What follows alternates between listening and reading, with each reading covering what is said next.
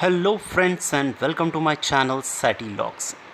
दोस्तों, आज का मेरा वीडियो है एक ऐसे शख्स के बारे में जो अभी हाल ही में इंडियन टीम के हेड कोच बने हैं। जी हाँ दोस्तों, मैं बात कर रहा हूँ इंडिया की शानदार क्रिकेटर गौतम गंभीर के बारे में। वैसे तो गौतम गंभीर ने अपने क्रिकेट के शुरुआती दिनों में दिल्ली की टीम से रणजी खेलना शुरू किया था। उसके बाद उनका डेब्यू हुआ साल 2003 में इंडिया की तरफ से।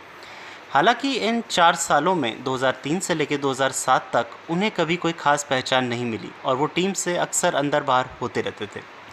लेकिन फिर उसके बाद एक समय आया 2007 T20 वर्ल्ड कप का, जिसमें उन्हें असली पहचान मिली। इस वर्ल्ड कप के फाइनल मैच में वे हाईएस्ट स्कोरर थे और इसके बाद उन्होंने कभी भी पीछे मुड़कर नहीं देखा। इसके बाद साल 2007 से लेकर 2011 तक गौतम गंभीर रेगुलर इंडियन टीम में रहे। उन्होंने काफ़ी ज़्यादा विनिंग पारियां इंडिया के लिए खेली। इसके अलावा 2011 के वनडे वर्ल्ड कप में वो फिर एक बार हाईएस्ट स्कोरर थे। गौतम गंभीर जितने बड़े क्रिकेटर रहे उतने ही बड़े कंट्रोवर्शियल फिगर भी रहे। गौतम गंभीर के बारे में अक्सर लोगों की मिलीजुली प्रतिक्रियाएं रहती थी। कई लोगों का मानना था कि गौतम गंभीर ने 2007 के वर्ल्ड कप में एक स्लो पिच पे शानदार 50 मार के इंडियन टीम का स्कोर आगे बढ़ाया था, लेकिन बावजूद इसके man of the match Irfan Pathan को दे दिया गया, जिन्होंने 3 विकेट ली थी। इरफान भाई मतलब बहुत बढ़िया था वो, आपने 3 विकेट निकाले, बहुत इंपॉर्टेंट विकेट्स थे। लेकिन तब भी बहुत लोग कहते हैं कि वो उस मैच में man of the match Gautam Gambhir को होना चाहिए था। बहुत लोग क्या, मैं खुद कहता हूँ। अरे मैं खुद कहता हूँ। सी, उसका रीजन ये है कि वो जो पिच थी ना, वो पिच थोड़ी स्लो पिच थी। स्कोर ज्यादा हुआ नहीं था, पर वो 150 रन भी ना बनते अगर 75 रन ना आते गौतम गंभीर के। और जिस शिद्दत के साथ उसने बल्लेबाजी की थी, मैं आज तक एक बार नहीं बार बार कह चुका हूं कि अगर उस मैच का कोई असली मैन ऑफ द मैच था तो वो गौतम गंभीर था। साल 2011 में भी गौतम गंभीर फाइनल मैच में इंडिया की तरफ से हाईएस्ट स्कोरर थे, लेकिन महेंद्र सिंह धोनी के एक्सटेंडेड कैमियो ने और स्पेशली उनके विनिंग 6 ने गौतम गंभीर के कंट्रीब्यूशन को थोड़ा सा ओवरशैडोड कर दिया। गौतम गंभीर के बारे में अक्सर ये भी कहा जाता था कि उनके साथ कई बार पॉलिटिक्स खेली गई। कई बार यंग क्रिकेटर्स को मौका देने के चक्कर में उन्हें साइडलाइन कर दिया गया, जबकि वे इतने भी ज़्यादा कभी आउट ऑफ फॉर्म नहीं रहे। वहीं एक तबका ये भी कहता है कि गौतम गंभीर काफ़ी ज़्यादा एरोगेंट क्रिकेटर थे। कई लोगों का ये भी मानना है कि वो बेवजह महेंद्र सिंह धोनी और विराट कोहली जैसे क्रिकेटर्स को क्रिटिसाइज़ करते थे। गौतम गंभीर के बारे में कितना भी कुछ कहा जाए, बट इस बात को कोई डिनाई नहीं कर सकता कि वो इस देश के सबसे रिस्पेक्टेड नेम्स में से एक हैं। आज के टाइम पे उन्होंने अपने एक बड़े करियर में काफ़ी उपलब्धियां ना केवल प्रोफेशनली बल्कि पर्सनली भी हासिल की हैं। तो आज हम बात करेंगे गौतम गंभीर की ऐसी ही कुछ 5 क्वालिटीज़ की जो हम यंगस्टर्स को उनसे सीखनी चाहिए। और इस पर नंबर 1 क्वालिटी है passion for the game. Gautam गंभीर के लिए क्रिकेट शुरुआत से ही काफ़ी ज़्यादा पैशनेट गेम रहा है। वे जब भी क्रिकेट खेलते हैं उनका ये मानना होता है कि ऑन द फील्ड वो जब भी कोई मैच खेल रहे हैं, ओपोनेंट खिलाड़ी चाहे उनका कितना भी अच्छा दोस्त हो, वे अक्सर जीत के लिए खेलते हैं, जिस वजह से वो सामने वाली टीम को स्लेज करने से भी नहीं चूकते। गौतम गंभीर का मानना है कि अगर ऑन द फील्ड उनकी किसी ओपोनेंट क्रिकेटर से लड़ाई हो भी जाती है तो वो उसे केवल ऑन द फील्ड ही रखते हैं, ऑफ द फील्ड नहीं लेकर जाते। गौतम गंभीर के लिए उनका प्रोफेशन के प्रति पैशन वहाँ देखने को मिलता है जहाँ पर इतने बड़े क्रिकेटर होने के बाद भी उन्होंने अपना फाइनल मैच खेला दिल्ली की टीम से रणजी खेलते हुए। और गौतम गंभीर इस वजह से एक मिसाल बनते हैं उन बडिंग क्रिकेटर्स के लिए जिनका आज के टाइम पर आईपीएल का फेम देखकर मेन मकसद केवल आईपीएल खेलना रह गया है।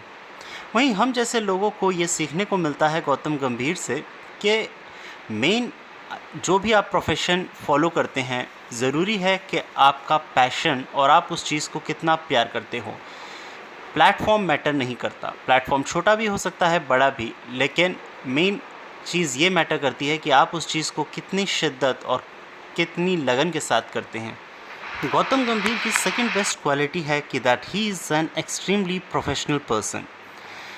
साल 2011 के वर्ल्ड कप के बाद गौतम गंभीर को वाइस कैप्टन बनाया गया और एक सीरीज़ में महेंद्र सिंह धोनी ने ये डिसाइड किया कि वे 2015 की वर्ल्ड कप टीम बनाना चाहते हैं, जिसके लिए उन्होंने डिसाइड किया कि टीम के 3 ओपनर गौतम गंभीर, सचिन तेंदुलकर और वीरेंद्र सहवाग को वो मैच दर मैच रोटेट करेंगे।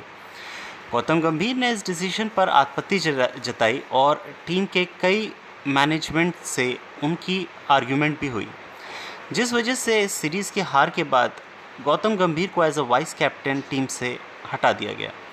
लेकिन गौतम गंभीर का ये मानना था कि जब भी आप एक टीम में खेलते हैं तो कुछ चीज़ों को लेकर आपकी आर्ग्यूमेंट होती रहती है, बट एक मैच्योर व्यक्ति वही होता है जो अपने ईगो को साइड रख के टीम के बेटरमेंट के बारे में ज़्यादा सोचे। गौतम गंभीर की थर्ड बेस्ट क्वालिटी है that he is a true patriot. Gautam गंभीर शुरुआत से ही क्रिकेट तो खेलते थे, लेकिन आप में से कुछ लोग ये भी जानते होंगे कि गौतम गंभीर सबसे पहले आर्मी ऑफिसर बनना चाहते थे और इसी वजह से शायद जब वो क्रिकेट खेलते हैं तो ऐसा लगता है कि जैसे इंडिया के लिए जंग लड़ने आए हों।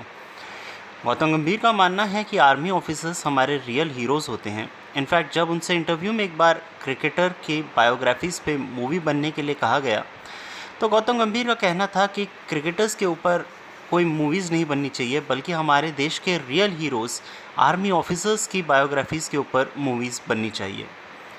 गौतम गंभीर के लिए देश के लिए इतना प्यार था कि जिससे साफ पता चलता है कि इसी वजह से वे पॉलिटिक्स में भी आए थे।